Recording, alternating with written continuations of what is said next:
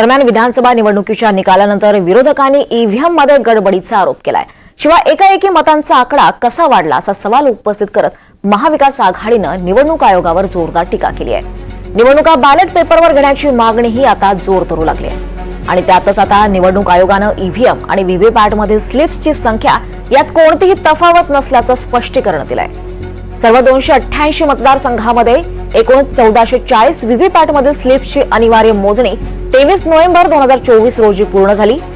EVM मधील मतांची उमेदवार निहाय संख्या आणि व्हीव्हीपॅट मशीन मधील उमेदवार निहाय स्लिप्सची संख्या यात कोणतीही तफावत आढळली नाही असा दावा आता निवडणूक आयोगाकडून करण्यात आला आहे। दरम्यान निवडणूक आयोगाच्या दाव्यावर काँग्रेस आमदार विजय वडेट्टीवार आणि भाजप प्रदेशाध्यक्ष चंद्रशेखर बावनकुळे यांनी काय प्रतिक्रिया दिली आहे पाहूयात।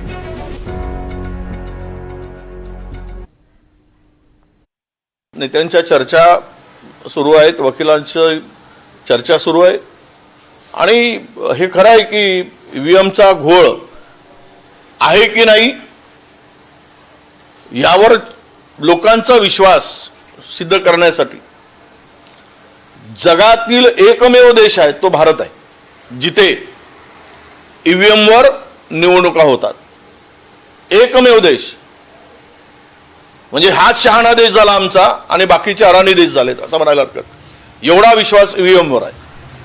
सगळे देश, अमेरिकेसारखा प्रगत देश, जर्मनी, जपान ही सर्व देश बॅलेटवर निवडणुका घेतात आणि आम्ही मात्र ईव्हीएमचा वापर करतो। ज्यांचा ज्या सत्तेमध्ये येतात त्यांचा विश्वास आणि विरोधात जातात त्यांचा अविश्वास। तर मग हा विश्वास कसा दाखवायचा? तर म्हणून जगाने ज्या गोष्टी नाकारल्या आहेत ते आपण का स्वीकारून काम करतोय या संदर्भात निर्णय झाला पाहिजेत आणि सर्व निवडणुका पुढच्या बॅलेट पेपरवर झाल्या पाहिजेत ही मागणी आमची सगळ्यांची आहे। पेटवलं जातं का हे प्रकरण? मार्कडवाडीमध्ये 4 निवडणुकामध्ये कसं मतदान झालं यापूर्वी मी सांगितलं आहे। आता उद्याच्या येणाऱ्या जिल्हा परिषद, पंचायत समिती, नगरपालिका निवडणुकीमध्ये त्यांना मतं मागण्याकरता काही तर लागेल। महाविकास आघाडीला मतं मागण्याकरता ग्राउंड तयार करताय आणि ईव्हीएमवर बोलून खोटारडेपणा करतायत।